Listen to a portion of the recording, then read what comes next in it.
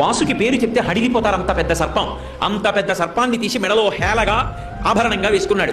ఆదిశేషుడు 1000 పడగలతో భూమిని మోస్తాడు. అటువంటి ఆదిశేషుడు ఎగిరి కాలిని పట్టుకుంటే పాదానికి అంజల అలంకారం చేసుకున్నాడు.